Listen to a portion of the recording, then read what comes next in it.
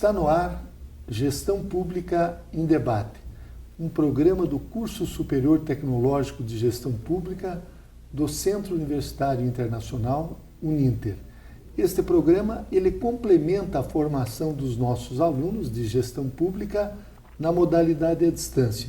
E ele também é transmitido pela CWB-TV, TV Comunitária de Curitiba, canal 5 da NET, 72 da TVA. Ele também pode ser acessado por todas as pessoas que possuem parabólica digital, através dos canais da rede EDSAT, CEBED, os canais da educação. E você também poderá assisti-lo no nosso canal do YouTube, em Gestão Pública em Debate com Jorge Bernardi. Nele você encontrará mais de 400 programas que foram produzidos nos últimos 9 anos. Hoje nós vamos debater o tema Defesa Civil e a redução dos desastres. E para isso nós convidamos o capitão Eduardo Pinheiro. Capitão Eduardo Gomes Pinheiro, ele é mestre e doutorando em gestão urbana pela PUC-Paraná, também é especialista em emergências ambientais e administração e segurança pública, ele é graduado em segurança pública, possui o curso de formação de oficiais bombeiro militar pela Academia Policial Militar do Guatupê, é professor e pesquisador, dirige o Centro Universitário de Estudos e Pesquisas sobre Desastres, órgão da Coordenadoria Estadual de Proteção e Defesa Civil do Paraná e da Universidade Estadual do Paraná, Unespar. Como oficial do Corpo de Bombeiros, sempre esteve envolvido com a gestão de emergências e desastres e pela Coordenadoria Estadual de Proteção de Defesa Civil esteve à frente de diversas funções, sobretudo se dedicando ao aperfeiçoamento do Sistema Estadual de Proteção de Defesa Civil e à pesquisa relacionada à governança pública para a redução de riscos e desastres. O capitão Eduardo Gomes Pinheiro, ele está lançando este livro aqui que eu tenho em mãos, Gestão Pública para a Redução dos Desastres, incorporação da variável risco de desastre à gestão de cidades. Eu quero agradecer muito a sua presença nesse programa, capitão Eduardo Pinheiro, e dizer que eu já lhe conheço há muitos anos, o senhor também é professor aqui do Grupo Uninter, na pós-graduação, e nós temos certeza de que essa entrevista de hoje vai ser muito importante para os nossos alunos em todo o território nacional. Bem, eu gostaria de começar por esse Centro Universitário de Pesquisas e Desastres, que tem a participação desta universidade estadual, que é a Unespar, e a Coordenação de Defesa Civil. O senhor, digamos assim, coordena esse centro de pesquisa. Eu gostaria que o senhor nos falasse sobre ele e o que ele pode apontar para a solução, principalmente dos desastres naturais. Sim. Olá, Jorge, é uma satisfação estar aqui novamente, a segunda vez nesses 9 anos de programas que eu sou convidado e participo, Isso nos deixa bastante felizes, E nós temos esse tema, o tema da redução dos desastres, é a essência do porquê existe a Defesa Civil. Muitas pessoas às vezes imaginam que a Defesa Civil é um órgão que atende a desastres quando eles acontecem. Ao contrário, a Defesa Civil é um sistema, uma espécie de uma instituição que coordena um sistema que envolve todas as outras instituições, cada qual com sua área de ação e competência, voltada à redução desses eventos que nós percebemos tem aumentado cada vez mais, tanto em relação à quantidade quanto em relação à intensidade quando eles acontecem. E o surgimento do Centro Universitário de Estudos e Pesquisas sobre Desastres, ele é resultado de uma reestruturação pela qual o Estado do Paraná passou nos últimos anos, uma reestruturação do seu sistema estadual de proteção e defesa civil, uma vez que nós tivemos no cenário federal a evolução com várias legislações que foram editadas e isso não se refletia aqui no estado do Paraná. Então houve uma preparação toda de uma nova estrutura e o Centro Universitário de Estudos e Pesquisas, o CEPED Paraná, é resultado justamente de uma dessas criações. Ele surge, como foi comentado ali, como um órgão da Coordenadoria de Proteção e Defesa Civil e da Universidade. O Paraná não tinha quem pesquisasse desastres, não tinha quem elaborasse conhecimento nessa área e propagasse ele para quem precisa saber. E todos nós precisamos, na verdade, de alguma forma, porque somos afetados direta ou indiretamente por desastres, ter conhecimento em relação a essa área.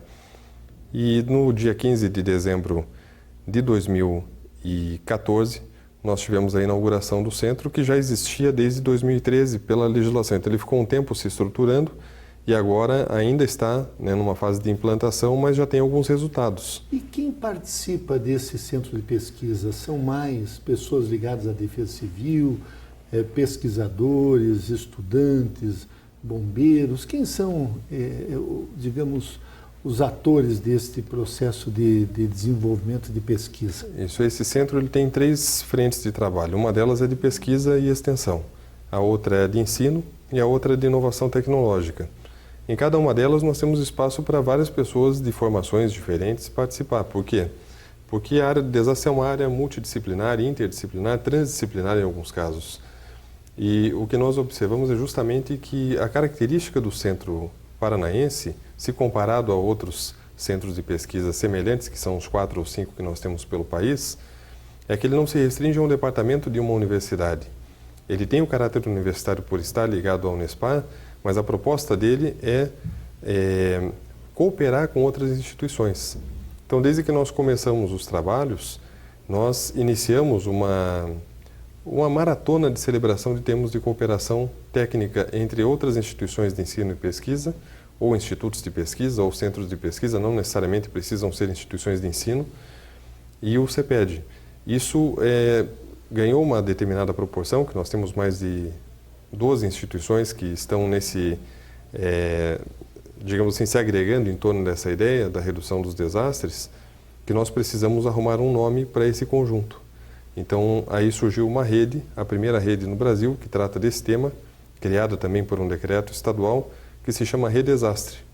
Ou seja, toda instituição pública, estadual, federal ou privada, ela pode cooperar com o CEPED e ter dentro da sua estrutura uma unidade específica para estudar desastres. Nós vemos que na parte da geologia nós já temos, e isso aproveita a vocação de áreas de destaque dessas instituições. Então nós não precisamos de um centro de pesquisa no estado com um corpo pesado, com bastante pesquisadores e restrito a esse grupo.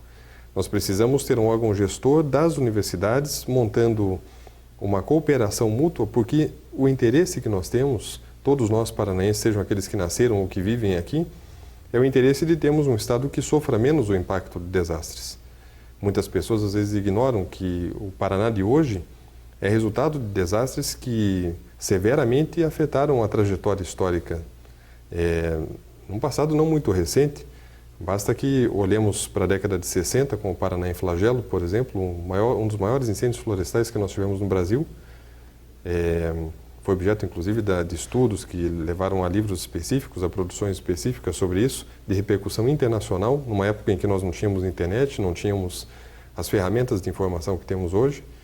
E também a Geada Negra de 75, que foi o golpe de misericórdia para aquela monocultura cafeeira que nós tínhamos no estado, levando à intensificação e ao início de um processo de industrialização que persiste até hoje, dando o perfil que nós temos aqui no estado.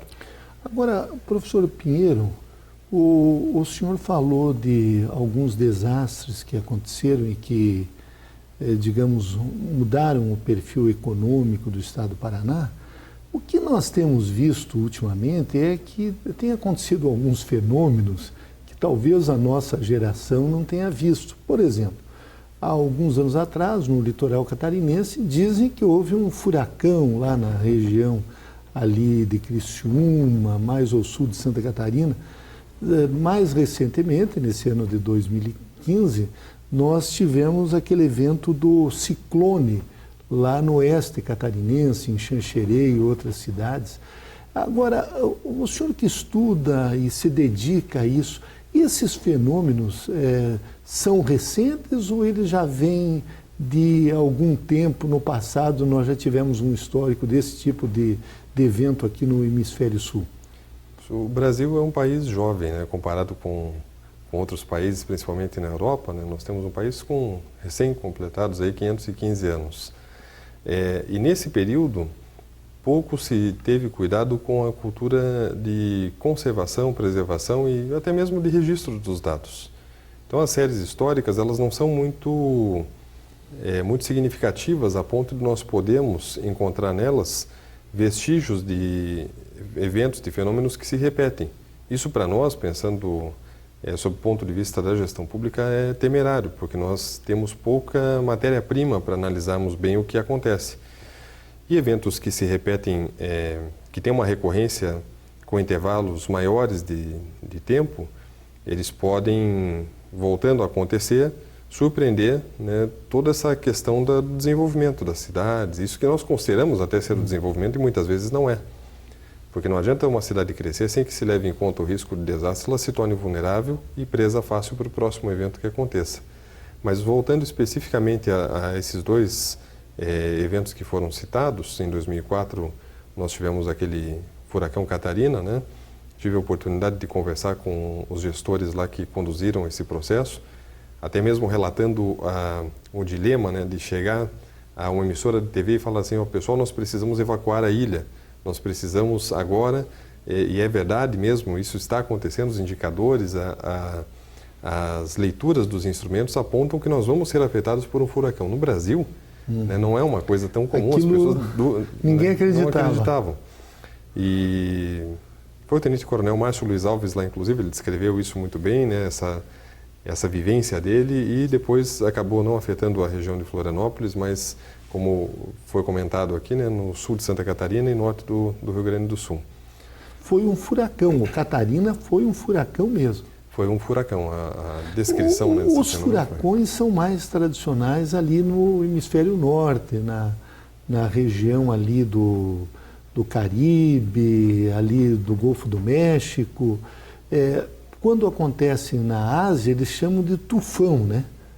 E aqui, pelo menos para nós, foi uma surpresa termos um furacão no hemisfério sul, né? Exato, foi uma surpresa, né? Tanto que a partir dali nós passamos... Esse é um dos eventos que contribuiu para uma mudança significativa da forma como o país mesmo passou a observar a questão dos desastres, né? Nós, há não muito tempo atrás, e até mesmo culturalmente, né, existe a imagem de que o Brasil é um país abençoado, que as coisas não acontecem, de mal não acontecem aqui. Eu não diria que não é um país abençoado, muito pelo contrário, eu concordo com isso.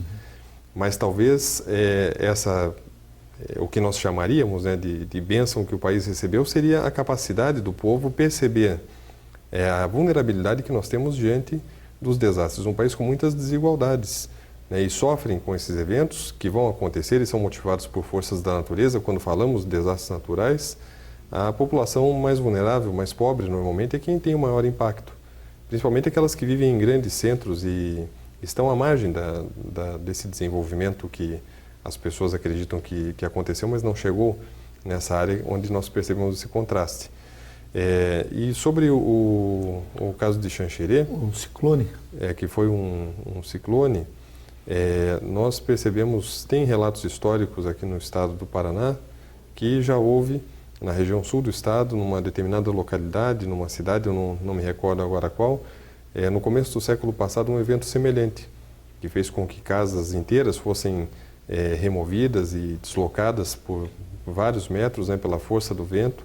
Pessoas ficaram feridas, algumas morreram. E nós tivemos aqui, para não irmos tão longe assim, em 97, salvo engano, 1997, em Nova Laranjeiras, nós tivemos um evento de vento forte também, que deixou a cidade isolada, causou mortes e muita destruição. Então para termos ideia como foi o potencial desse evento que aconteceu, desse vendaval aqui na região, entre a região central e a região oeste do estado, o aviso de que isso tinha acontecido, ele chegou por meio de um radioamador gaúcho, que copiou uma mensagem e pediu para que alguém de Guarapuava fosse até lá, que o município estava incomunicável. E então o oficial do Corpo de Bombeiros de Guarapuava foi com uma equipe para lá e já teve dificuldades de acesso ao município, e a partir dali só foi contabilizando e acionando o apoio, inclusive, para contabilizar o impacto que aconteceu. Isso falando de desastres naturais, né? Mas o Paraná mesmo tem um histórico rico de desastres tecnológicos também, né? Como em 2004 mesmo a explosão do navio tanque Vicunha em Paranaguá, como os rompimentos de dutos carregando transporte, responsáveis pelo transporte de produtos químicos perigosos, né? Óleo. Então nós temos aí que estar preparados. O senhor falou de um episódio que é o Paraná em Flagelo. Eu era criança na década de 60, mas eu lembro desses incêndios que aconteceram aqui. Mas a Geada Negra, que foi de 1975, eu acompanhei, inclusive foi bem no mesmo na época que Curitiba nevou. Eu gostaria que o senhor falasse um pouco desse Paraná em Flagelo. Como é que foi esse grande incêndio florestal e que regiões ele afetou? O Paraná em Flagelo, ele começou entre julho e agosto de 1963. Também, se não me falha a memória, depois de uma geada forte.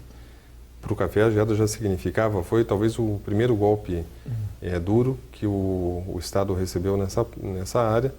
E o Paraná tinha uma participação muito boa no mercado cafeeiro internacional, né? O que me chama a atenção sempre, eu não posso esconder isso aqui na minha linha de raciocínio, é que o Paraná sofreu com geadas. Ele tinha, na década de 50, eu encontrei fazendo uma pesquisa esses tempos atrás, eu encontrei acho que um decreto ou uma lei, não sei ao certo qual dos dois tipos de ato foi, mas a criação de um serviço de proteção contra a geada já na década de 50. E depois, isso nós tivemos, não sei por que motivo, essa geada negra de 75, ela não foi prevista por esse sistema. Enfim, é uma dúvida que eu tenho, não pude encontrar alguém ainda que me ajudasse nisso. Mas a descrição do evento, que foi objeto de estudo de um escritor londrinense chamado José Luiz Alves Nunes. O segundo livro que ele publicou trata justamente o Paraná em Chamas, 1963, é o nome do livro. Ele me convidou para, inclusive, escrever ali uma parte do livro para apoiar com alguma documentação também, um trabalho que foi muito gostoso de fazer, porque resgatar a história podemos novamente deixar de desperdiçar aquela oportunidade que o evento nos traz de que aprendamos com ele. E foram mais de 2 milhões de hectares queimados no estado. Principalmente no norte do Paraná. Começou na região de Telêmaco Borba e se estendeu por todo o estado praticamente. Nós temos mapas antigos com as manchas das áreas queimadas, e o temor das pessoas que estavam aqui em Curitiba era que esse incêndio, o noticiário dizia, o incêndio está cada vez mais próximo de Curitiba. Para outras regiões ele passou e causou mais de 100 mortes na ocasião. Não sei precisar ao certo aqui a quantidade, mas superou a marca de 100 pessoas que morreram. Muitas pessoas perderam tudo que tinham, e isso trouxe um impacto muito grande. Foram foi cerca de 2 meses, se não me falha a memória, para que houvesse o combate às chamas, e torcia-se para que houvesse chuvas. 7 estados diferentes, 7 unidades federativas enviaram bombeiros para apoiar os bombeiros paranaenses aqui, São Paulo, Bahia, Rio Grande do Sul, dentre outros. E nós tivemos, inclusive, a visita de um embaixador americano que ofereceu o serviço dos smoke jumpers, que eram os paraquedistas que se lançavam próximo à frente de fogo para fazerem um combate, uma tentativa de combate e interrupção desse consumo que as chamas com voracidade faziam da vegetação, que estava propícia para isso. E foi só em setembro ou outubro que nós tivemos o encerramento do incêndio. Então, nesse período todo, houve uma mobilização nacional e o Paraná frequentou aí as manchetes dos noticiários, não somente aqui no Brasil, mas na Europa e também no continente americano, né, nos Estados Unidos também, justamente pelo que significava a importância do Paraná no cenário da produção cafeeira e pelo evento em si, que foi bastante chocante, né? Agora, capitão Eduardo Pinheiro, o senhor está lançando esse livro, Gestão Pública para a Redução dos Desastres. Até a capa é bastante sugestiva, que traz um alagamento, aliás, uma enchente. Nós estamos mais acostumados com esses eventos, não só no Paraná, mas no Brasil todo, ou seja, deslizamento de terras, alagamentos. Agora, eu gostaria que o senhor falasse sobre a prevenção desses eventos. Em algumas situações eles são até recorrentes, por exemplo, a região do Vale do Rio Itajaí, em Santa Catarina, é constante. Aqui em Curitiba, também, 30, 40 anos atrás, nós tínhamos muitos alagamentos, hoje já foram amenizados. Como é que podemos assim dizer, a Defesa Civil, ela pode se antecipar em casos desses que são bem previsíveis? Estou falando dos desastres naturais. Nós percebemos que o livro, na verdade, ele trata de uma explicação, de uma abordagem do trabalho que compete à gestão pública nesse sentido. Não há mais espaço hoje para pensarmos Defesa Civil como um núcleo fechado de pessoas que se preocupam lá se tem barcos, se tem infraestrutura para responder a eventos desastrosos. Não podemos mais, e isso infelizmente é uma realidade não somente paranaense, mas dos 5.568 municípios aí que o Brasil possui, de uma grande maioria, que relegue a gestão de riscos e desastres a um plano inferior, deixando com que pessoas, às vezes, que não têm o mínimo de preparação, sejam designadas por decreto para ocuparem a função de coordenação desse sistema e não saibam o que fazer depois disso. Porque, particularmente, não é uma constatação rara, quando nós fizemos e fazemos ainda a capacitação de algumas dessas pessoas, que a pessoa não tem a mínima ideia do que significa o papel que ela ocupa, a responsabilidade que lhe é delegada pelo prefeito quando ela assume essa função. Às vezes até contando com torcendo para que não aconteça nada ruim. E nós não podemos nos contentar com isso. A população não merece isso. A população precisa ter consciência, ter informação, acesso à informação sobre o risco. E esse risco não é resultado de uma gestão. É isso que às vezes nos chama a atenção. O prefeito, o seu secretariado, evita tratar desse assunto como se isso fosse amenizar o risco que existe. E ao contrário, nós precisamos dar visibilidade àquela percepção do risco para que possamos tratá-lo como ele deve ser tratado. E eu tenho falado aqui, desde dessa abordagem aqui da última pergunta, em risco e tratamento de risco, por quê? Porque a prevenção de desastres é conhecer e eliminar o risco. Então, quando nós o enxergamos e temos alternativas tecnológicas ou até mesmo a possibilidade de ordenamento, mudanças nas leis que tratam do ordenamento territorial, da ocupação, do uso do solo, isso está ao alcance do gestor público, ele pode fazer isso. Então nós não somos vítimas de desastres que nos pegam, como foi comentado há pouco, inundações acontecem com frequência, acontecem e vão continuar acontecendo, talvez até se intensifiquem, dado o aspecto das mudanças climáticas. Agora, passam gestões, passam pessoas, às vezes até que nós tínhamos uma confiança muito grande de que houvesse algumas modificações, mas isso não acontece. Por quê? Há uma transferência desse problema para uma geração futura se nós não fizermos nada agora. Agora, Capitão Pinheiro, qual é o perfil digamos assim, do coordenador da Defesa Civil nos municípios de um modo geral? Nós sabemos que onde tem uma corporação do Corpo de Bombeiros é alguém da área, é um bombeiro normalmente, mas a grande maioria dos municípios paranaenses e brasileiros não tem. Então, quem são essas pessoas? Eu já conversei em algumas situações que às vezes é um funcionário que tem essa função, mas que ele exerce durante a sua jornada de trabalho outras atividades. Para fazer quando dá, né? E principalmente quando acontece o desastre. Aí ele parece que incorpora, agora eu sou o coordenador.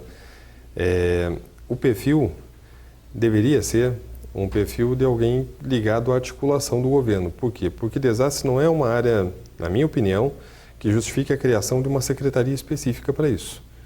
ela precisa ter um tratamento estratégico dentro de um governo.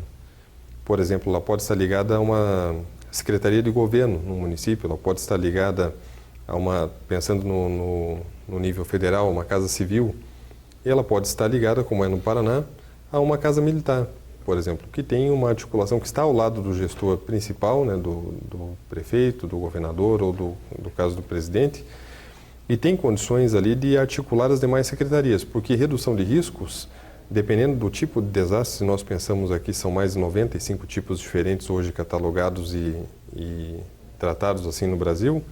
Se nós pegarmos um determinado tipo de desastre, por exemplo, uma epidemia, nós não vamos falar sobre epidemia necessariamente com todas as secretarias, mas quem não pode deixar de estar presente nessa conversa é a saúde, porque é um caso de saúde pública, né? Então, a saúde, como que nós vamos ter um órgão de defesa civil que trata uma questão da saúde sem que a saúde esteja presente? Não, nós precisamos incorporar, por isso que a segunda etapa do título do livro, né, é a incorporação da variável risco de desastre e gestão da cidade. Cada secretaria tem um papel nesse processo. A saúde, que eu comentei há pouco, ela pode ser fornecedora de uma tipologia de desastre, com as epidemias, por exemplo, mas ela pode ser apoiadora no caso de eventos que tenham grande quantidade de vítimas. Ou no caso de uma pós-inundação, onde as pessoas podem estar contaminadas e elas vão precisar de um tratamento para que elas consigam se recuperar ou sofram menos o efeito de doenças como leptospirose, enfim, que vem na sequência, vem acompanhando, né, esse acontecimento desastroso. Então, o perfil tem que ser de alguém que articule um governo como um todo e tenha esse poder, né, em nome do gestor principal ali, ele tenha condições de interagir com os secretários e com a estrutura dessas secretarias. Nós estamos entrevistando em Gestão Pública em Debate o capitão Eduardo Pinheiro, ele que é mestre em Gestão Pública e o tema é Defesa Civil e a redução dos desastres. Nós vamos fazer um breve intervalo e voltaremos no próximo bloco com esse tema. Se você quer fazer sucesso na sua carreira profissional, entre em cena e dê um show. Estude no Uninter, um dos maiores grupos de educação do Brasil. Com unidades presentes em todo o Brasil, o Uninter oferece cursos de graduação e pós-graduação à distância com valores que cabem no seu bolso. E uma equipe de professores, mestres e doutores com ensino de qualidade comprovada. Brilhe na sua carreira profissional. O Uninter é referência em educação. Acesse uninter.com e inscreva-se. Você vai conhecer agora uma experiência educacional inovadora e revolucionária que abre uma nova perspectiva de oportunidades na construção de um novo paradigma educacional pós-moderno.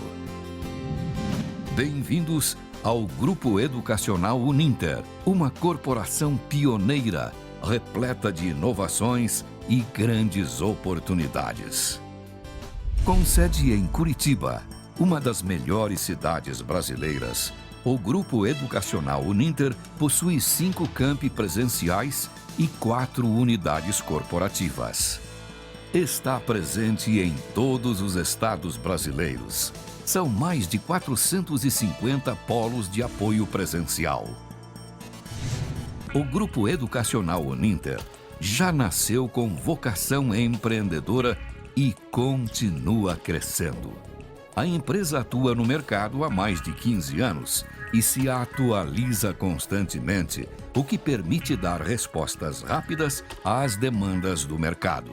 Um grupo jovem e arrojado e tem realizado investimentos tecnológicos consideráveis, além de se dedicar sem limites na oferta de soluções inovadoras em educação para o Brasil e o mundo. Proporciona excelência em atendimento aos mais de 150 mil estudantes matriculados, muito além dos padrões educacionais de qualidade propostos. Assim, gradualmente, o Grupo Educacional Uninter transformou-se em uma marca de qualidade na prestação de serviços educacionais. Grupo Educacional Uninter. Soluções inovadoras em educação. Se você quer brilhar na sua carreira profissional, estude no Uninter, um dos maiores grupos de educação do Brasil.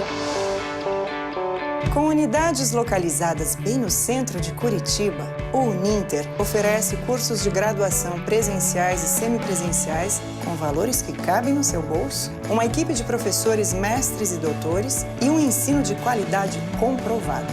O Uninter é referência em educação. Acesse uninter.com e inscreva-se.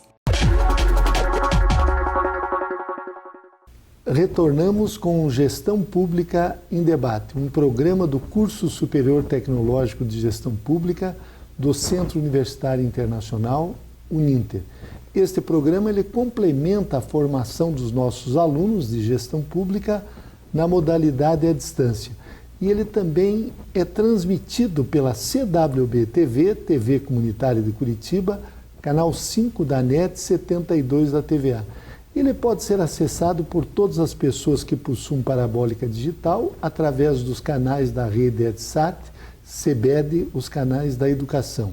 E você também poderá assisti-lo através do nosso canal do YouTube, em Gestão Pública em Debate com Jorge Bernardi.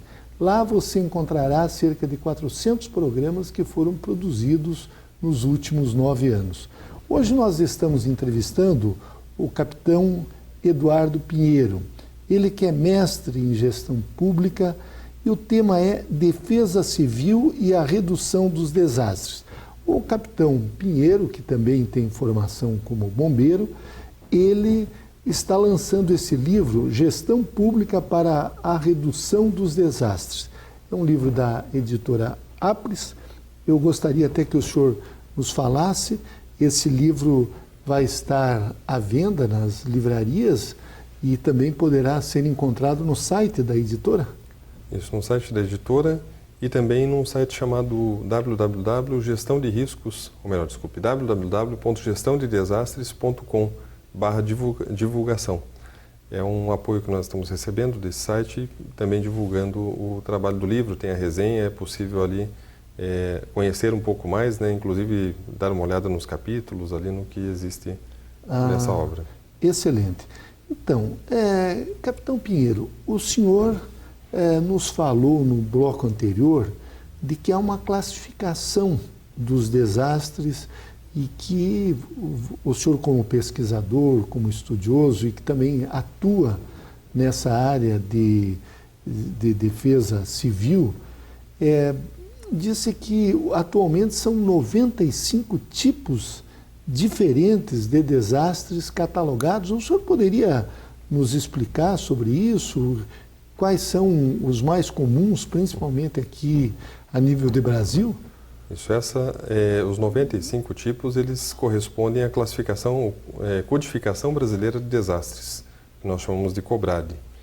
Ela substituiu, desde 2012, uma codificação de desastres, ameaças e riscos, que ao invés de 95 tinha 153 tipos diferentes. Particularmente, não que eu goste tanto assim de desastre, mas trabalho com isso e vendo a necessidade, eu preferia a classificação mais ampla, que eram os 153 tipos. Na minha opinião de pesquisador e de profissional, na opinião técnica e científica, houve um erro ao termos a redução do número de desastres mudando essa codificação. Porque, só para citar um exemplo, nós temos ali vários tipos, né? Falamos da inundação, falamos do vendaval, do tornado, enfim, mas neve, a ocorrência de neve. O Brasil é um país com dimensões continentais, né? Enquanto é pouco provável ou remota a possibilidade da ocorrência de neve na região Nordeste, por exemplo, nós podemos ter, como tivemos aqui no estado do Paraná, salvo engano, em 24 de julho de 2013, em Guarapuava. E outras cidades também, até Curitiba, houve algum registro. Nessa ocasião, a neve sobre o telhado de uma cidade que não está preparada para conviver com esse evento, e não é algo frequente, ela pode trazer para os telhados que não foram dimensionados para isso o colapso desse telhado, dada a massa que a neve acumula sobre as telhas. E isso aconteceu em muitos locais, né, em muitas residências, e a quantificação, né, quando nós somamos o resultado desses danos e prejuízos e comparamos com indicadores do município, como o Produto Interno Bruto, como a receita corrente líquida, nós observamos que quando ele atinge determinados patamares estabelecidos pela legislação federal, podemos chamar aquele evento de desastre. Então isso já é uma classificação, já é um conceito de desastre, né? Não é qualquer emergência que é um desastre. Às vezes o desastre é somatório de emergências simultâneas acontecendo. Ele pode ser súbito, né, como uma explosão, pode ser gradual, como uma inundação que com o passar do tempo vai acontecendo. Ele é possível, eu acredito, ainda na somação de efeitos parciais, quando pegamos assim, Curitiba, por exemplo, tem 10 atropelamentos por dia.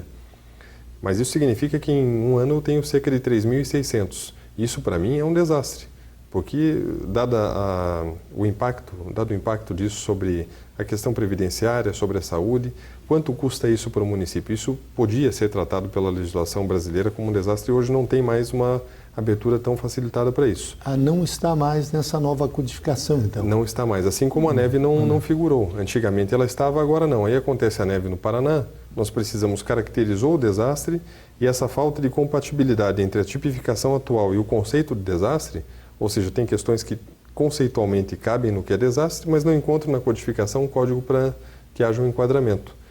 Então o Paraná precisou, por orientação da Defesa Civil Nacional, registrar neve como friagem, como frio intenso. E isso futuramente, quando falamos de um histórico, vai ter uma interferência. Porque no noticiário nós vamos encontrar que é uma fonte de pesquisa para quem busca informações do passado, vai lá nos jornais da época e fala, poxa, houve neve. Mas na Defesa Civil não tá aparecendo. Então gera um problema que nós mesmos criamos a partir de uma redução injustificada da quantidade de desastres para o país. Aliás, capitão Pinheiro, no Brasil se tem, digamos assim, um histórico de que não há terremotos, mas nós já tivemos casos de terremotos, inclusive com vítimas, recentemente, alguns anos atrás, no norte de Minas. Eu mesmo, em viagens pela América do Sul, muitas vezes participei de treinamentos para se comportar no caso de um terremoto. Hoje, esse tipo de desastre, por exemplo, ele saiu fora do código? Não existe isso na classificação brasileira? Não, até terremotos, muito embora a possibilidade no Brasil não seja tão grande, mas ele ainda figura. Mas outros mais frequentes deixaram de figurar, né? Sim. Agora, já que foi tocado no assunto terremoto, posso estar enganado em relação à data, mas em 6 de janeiro de 2006, ou 4 de janeiro de 2006, nós tivemos um terremoto de 4,2 na escala Richter, com epicentro na região de Telemaco-Borba, em Baú, aqui no estado do Paraná. Foi percebido, não é uma região que tem uma densidade de edificações em altura muito relevante, mas as pessoas que moram em alguns condomínios residenciais, elas sentiram o tremor, foram 7 municípios nessa região. Nós fizemos o contato, eu até imaginava ser algo, talvez uma das primeiras vezes que nós tínhamos um registro desse no Paraná, e entrei em contato com o professor Vasily Marza, um professor romeno que era do Departamento de Sismologia da Universidade de Brasília. Infelizmente, eu soube depois que ele faleceu há alguns anos, mas na ocasião ele buscou lá no histórico e o estado do Paraná tinha, nos últimos 100 anos, aquele era o 11º registro de tremor no estado. Então não é algo epicentro no próprio estado. Com percepção, né, de tremores no estado do Paraná. Agora, a do epicentro, ele não soube precisar se era o primeiro caso ou não. Mas também não foi o último. Nós tivemos um tremor no Chile mesmo, que se refletiu aqui na região oeste do estado, sobretudo em Cascavel, Toledo, né, não muito tempo atrás. Então, o certo seria pensarmos, né, na gestão pública a partir da tipologia de desastre, aqueles mais frequentes, ou os que acontecendo poderiam ter um maior impacto, e adotarmos as 5 ações, que são chamadas ações de proteção e defesa civil, para que, por meio da gestão pública, pudéssemos articular todos esses atores que precisam estar em conjunto, pensando e planejando e colocando em prática e medindo, né, aferindo esses resultados em relação à redução desses eventos. O senhor falou de 5 ações. O senhor poderia explicar essas ações?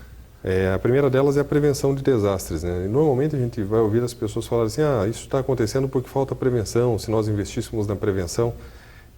Mas as pessoas falam às vezes prevenção é treinamento. Prevenção não é treinamento. Prevenção não é colocar a defesa civil na escola. Isso, na verdade, é preparação, né? É uma das outras ações. Então, primeiro eu vou falar elas, né? Prevenção de desastres, a mitigação de riscos de desastres, a preparação para desastres, a resposta a desastres, que é a mais conhecida porque coincide em ser uma notícia, e as pessoas atribuem até o conceito de defesa civil. Nós fizemos uma entrevista uma vez com as pessoas num curso de especialização para dizer o que era defesa civil, né, para a população em geral, e dizer a que ela atribuía isso. Ela atribuía à imprensa porque o desastre é a notícia, então isso gera a noção de resposta, a sensação de defesa civil trabalhando com resposta. E a quinta e última é a recuperação do cenário afetado pelo desastre. Então a prevenção, de forma resumida, ela é conhecer o risco e eliminá-lo, os riscos sejam quais forem, e o risco é resultado de uma vulnerabilidade do sistema que recebe o evento contra o tipo de evento que está acontecendo. A chuva mais forte que nós conseguimos imaginar, ou o vento mais forte que nós conseguimos imaginar, não é um desastre, se ele não acontecer sobre uma região habitada com edificações vulneráveis àquele tipo de evento. Se ele acontecer numa região não habitada, ele é simplesmente um evento natural, adverso. Então, nós não podemos pedir para que chova menos, não podemos pedir para que vente mais fraco, mas nós podemos preparar melhor a forma como nós ocupamos, né, por meio de um código de posturas do município, por meio da ocupação do solo, do conjunto de leis que caracterizam o plano diretor mesmo, e dos instrumentos, né, estabelecidos pelo Estatuto da Cidade, que podem ser aplicados para que nós tenhamos uma cidade mais segura. E nós temos ainda essa possibilidade de trabalhar com a capacidade das pessoas, que entra justamente na parte de preparação. Mitigar é atenuar o risco àquele aceitável, se preparar é ter justamente a possibilidade de treinamento, planejamentos de contingência. São 11 ações derivadas ali que trabalham justamente a possibilidade de estarmos melhor preparados para esses eventos. A resposta todo mundo já conhece, é o socorro, é a assistência às pessoas e o restabelecimento dos serviços essenciais, e a recuperação é tentar retornar ao segundo anterior àquele que aconteceu o desastre, só que com uma diferença. Ao segundo anterior? Anterior, mas com uma diferença, tirando a vulnerabilidade que proporcionou com que o desastre acontecesse. Tentar restabelecer a normalidade. Então, cada uma dessas ações, elas são subdivididas e elas são distribuídas entre vários órgãos setoriais e entre a própria sociedade e outros segmentos importantes, como a indústria, como o comércio, como as federações que existem de várias áreas, porque sofrem as consequências desses impactos, né? Às vezes a pessoa que nos assiste em casa pensa, não, mas eu nunca fui afetado por um desastre. É um engano. Porque se nós tivermos, por exemplo, um granizo na região de Curitiba, pensar num exemplo bem simples, né? Esse granizo vai afetar a produção de hortaliças e no supermercado, essa pessoa que não foi afetada pelo granizo na sua casa, ela vai pagar mais caro pelo alface, vai pagar mais caro pelo produto que ela está acostumada, né? Às vezes, no caso do desastre de 2011 que nós tivemos aqui no litoral, interrompe-se uma via de ligação a um dos maiores portos do Brasil, por uma vulnerabilidade que existia da altura de uma ponte que não previa que aquilo absurdamente, né, acontecendo, toda aquele material, né, sendo arrastado pela força da água, troncos e terra, pedras, e a pessoa pode ter de repente um problema com importação, com exportação. Ela pode ficar numa cidade que ela não deseja permanecer mais tempo porque não tem uma outra alternativa para retornar, né? Se fosse um porto com a questão do embarque para o turismo também, as férias dela poderiam ser afetadas. Então, nós todos estamos sujeitos a isso. A interrupção do fornecimento de energia elétrica, né? O desastre ele tem várias faces e todas elas, direto ou indiretamente, afetam a todas as pessoas, afastando da sustentabilidade e do desenvolvimento que nós precisamos para o nosso estado e para o nosso país. Aliás, o senhor está falando do litoral e eu lembrei de um tipo de desastre que pode acontecer no litoral. Felizmente, não se tem notícia que tenha acontecido no Brasil, é o tsunami. Como nós tivemos já esse problema do ciclone, tivemos um furacão aqui, tem algum registro de que tenha ocorrido algum tipo de tsunami nesse período, ou nesses 515 anos do Brasil, que nos afetou, já que me parece que o Oceano Atlântico ele é um oceano em que não se tem muitos registros desse tipo de evento. Nos parece ser mais estável, né, que os demais. Exatamente. Não, registros oficiais nós não temos. Mas se a próxima pergunta fosse assim, então nós podemos ficar tranquilos que isso nunca vai acontecer, eu diria assim, não.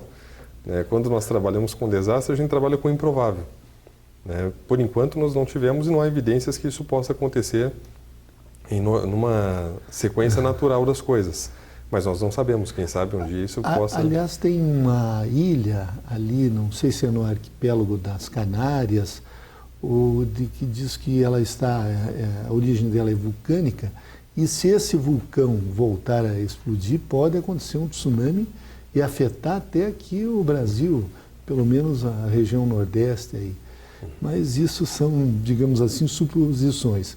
Agora, como eu falei de vulcão, tem alguma possibilidade, porque os vulcões aqui do nosso continente, principalmente o Brasil, estão extintos talvez há 50, 60 milhões de anos, de termos um evento desse também ser afetado aqui o nosso país?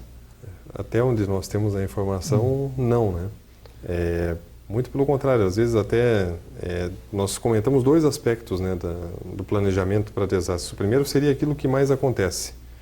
E nós conhecemos, às vezes, eu não diria que conhecemos pouco, mas diria que não conhecemos o suficiente todas as variáveis que envolvem aqueles desastres que sempre estão acontecendo.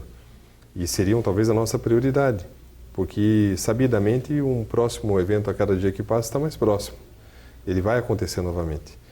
Agora, esses pouco prováveis, mas que poderiam ter um efeito devastador muito grande, poderiam ser objetos da nossa atenção também, em termos de planejamento, desde que houvesse evidências que, numa projeção de médio e longo prazo, ele pudesse estar entre aqueles que aconteceriam. Mas, felizmente, quanto a esse aspecto, nós não temos uma perspectiva assim. Espero que continuemos assim. Eu fiz essa pergunta porque, numa dessas viagens que eu fui a Brasília, o piloto mostrou para nós, à esquerda, que nós estávamos ali, e disse, olha, aqui tem um vulcão extinto e é na região do Rio Quente, onde tem aquelas águas termais, e eu já estive lá.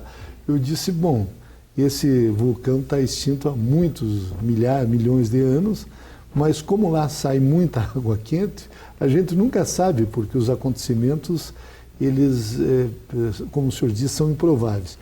Mas esses, por exemplo, tem instrumentos que medem esses fenômenos que podemos considerar naturais, que são terremotos e mesmo vendavais, né?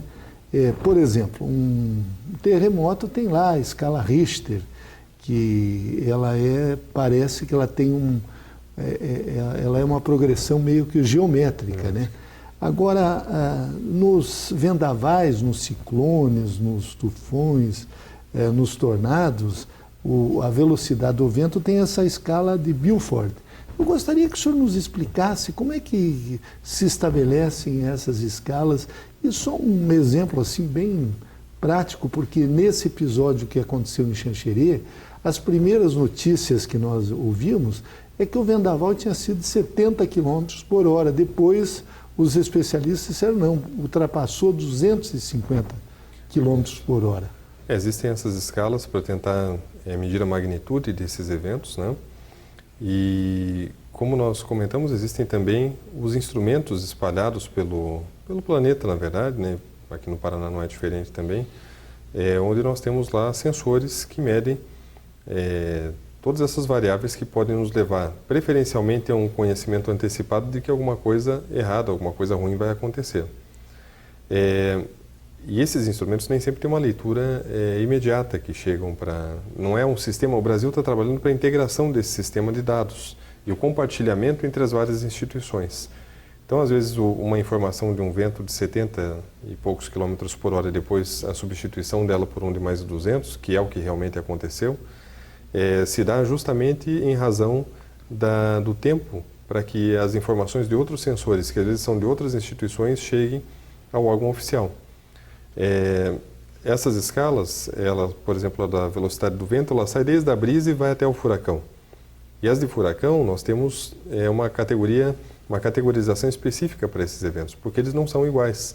Eles têm níveis diferentes que merecem, para os estudiosos dessa área especificamente, uma atenção a partir do detalhamento dessas condições.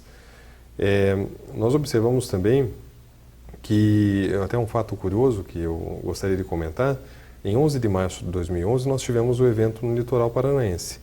E nós recebemos, em 2 ocasiões, antes da ocorrência desse evento, 2 e-mails pelo Fale Conosco da nossa página da Defesa Civil, de um morador do litoral, dizendo que estava preocupado, que queria uma explicação, ele não sabia ao certo o que acontecia, porque o comportamento das formigas na região litorânea era diferente do que ele, nos anos todos que morava lá, percebia.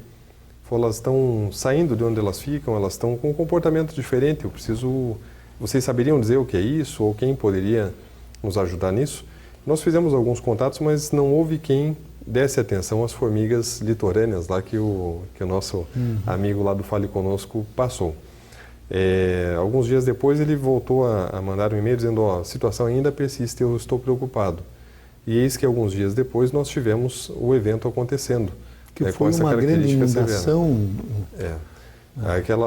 Foram mais de 300 milímetros de chuva em pouco tempo nas escapas ali da Serra do Mar. Isso fez com que aquela terra toda e árvores e houvesse escavações. Não é um fenômeno atípico, um pouco antes tinha acontecido no Rio de Janeiro, só que lá a região é muito mais habitada e a tragédia foi enorme. A nossa diferença foi justamente essa. E em uns anos anteriores, inclusive em Santa Catarina também, né? Em Santa Catarina, nós tivemos também no Rio de Janeiro, lá em Angra dos Reis, né, um evento que aconteceu de escorregamento na região de serra. Então é frequente, onde tem serra, tem inclinação, tem essa massa toda e a tendência é que isso aconteça quando chove bastante de forma concentrada. E aí, eu pensando... Uma coisa que nos vem à cabeça, né, é justamente assim, o que as formigas sabem que nós não sabemos, né? Com tantos sensores e tanta tecnologia que nós julgamos ter, e está à nossa disposição, isso tem um custo, mas as formigas, elas provavelmente tiveram uma sensação, uma percepção não racional, né, que as levou a ter esse comportamento. Nós podemos aprender, talvez, com... Aliás, tem outros animais também que muitas vezes eles já demonstram isso com uma certa antecedência. E esse Centro Universitário de Pesquisa de Desastres que o senhor coordena também pretende buscar esses conhecimentos na cultura ancestral, talvez com os indígenas, com as pessoas que moram em zonas rurais, que muitas vezes trazem esse conhecimento, porque eu lembro, na minha infância, no interior de Santa Catarina, tinha pessoas que olhavam para você e diziam, hoje vai chover. Não, hoje não vai chover. Muitas vezes nós acompanhamos ali o meteorologista e ele diz, olha, vai chover tal, e acaba não chovendo com toda a tecnologia atual. Mas aquelas pessoas, parece que eles, de tanto observar e o que eles aprenderam, eles conseguem, digamos, ter uma visão do que efetivamente vai acontecer, né? Nós temos várias fontes de conhecimento, né? E essa fonte empírica de conhecimento, que é a experiência do ser humano, da população, a partir da sua vivência, né? Ela não pode ser desprezada, ela precisa ser constatada e confirmada pela ciência a partir de algumas evidências, né? Então, o nosso centro de pesquisa, ele não está fechado para nenhuma das áreas onde isso vem acontecer. Como nós estamos trabalhando hoje? Alguns professores de várias regiões do estado, eles trazem uma ideia de algo que é regional, porque a gente pretende valorizar bastante essa integração da universidade com a região onde ela está. E ele vem com a proposta e nós vemos, a partir da ocorrência dos desastres que aconteceram, da necessidade disso, e apoiamos ou não quando é o caso. Certamente eu mesmo fico muito interessado em saber, em ter essas respostas, porque o que nós já conhecemos são questões com as quais a gente já pode trabalhar, mas falta alguma coisa. Tanto é que, por exemplo, o primeiro capítulo do livro fala assim, alguma coisa não está certa. Se estivesse, nós não teríamos a quantidade de desastres que tem acontecido hoje. Não podemos esquecer que a Política Nacional de Proteção e Defesa Civil brasileira, a primeira versão dela é aprovada como uma lei, ela é de 10 de abril de 2012. Então nós demoramos para começar a fazer isso de uma maneira adequada. E essa política nacional, ela propôs alterações lá na nossa Lei 10.257, no Estatuto da Cidade, que vigeu por 10 anos, 3 meses e 1 dia, sem levar em conta, entre as suas premissas, a não geração de riscos de desastres. Isso é uma questão que no mestrado mesmo já tinha me chamado a atenção, olhando o Estatuto da Cidade e vendo assim, poxa, mas não, em momento algum há menção à não geração de risco. E eu até escrevi isso na minha dissertação do mestrado. E depois, isso foi lá em 2010.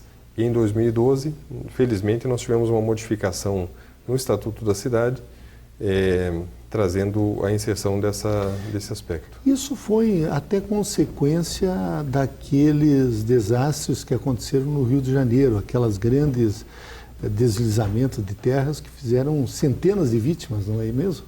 Exato. Nós tivemos no Rio de Janeiro, em 66, eventos semelhantes àqueles que houve em 2011, com um grande número de pessoas que morreram também. E foi lá que se deu o surgimento dessa era moderna da Defesa Civil, com o plano diretor de Defesa Civil acontecendo, dali para frente o surgimento dessa estrutura que a gente tem hoje no Brasil. Agora, professor Pinheiro, uma última pergunta. Quais são as tendências em relação a esses desastres naturais nos próximos anos com essas modificações que nós estamos tendo no clima? Existem duas correntes, né? Uma corrente que acredita que as mudanças climáticas acontecem pelo aquecimento do planeta e outra que diz que não, nós temos um resfriamento acontecendo. Na verdade, eu não me preocupo tanto com uma ou com outra quando penso desastre, porque seja pelo aquecimento, seja pelo resfriamento, a modificação do clima ela se reflete em eventos mais intensos, né? Eventos mais severos. E nós, gestores públicos e as pessoas como um todo, né, precisam estar preparados para o enfrentamento de desastres, sejam quais eles forem. E é justamente essa abordagem que nós procuramos, sem tomar partido de uma das vertentes, né, que fala das mudanças climáticas. Nós admitimos que elas estão acontecendo e percebe-se realmente, e a partir disso nós precisamos nos concentrar, né, numa estruturação da nossa sociedade a partir do poder público para que os desastres sejam tratados como devem, com o respeito que devem, com a atenção que devem e para que proporcionem menos perdas humanas, né, menos perdas materiais, menos perdas ambientais e os prejuízos que são decorrentes desses aspectos que não produzem nenhum efeito positivo para ninguém. Então, nós entrevistamos em Gestão Pública em Debate o professor e capitão do Corpo de Bombeiros aqui do Paraná, Eduardo Gomes Pinheiro, e ele está lançando esse livro, Gestão Pública para a Redução dos Desastres, pela editora Apres, e o tema que nós tratamos foi Defesa Civil e a Redução dos Desastres. Capitão Eduardo Gomes Pinheiro, eu quero agradecer muito a sua presença nesse programa e não tenho dúvidas de que o senhor contribuiu na formação dos nossos alunos. Muito obrigado. Hein? Obrigado a você, Jorge.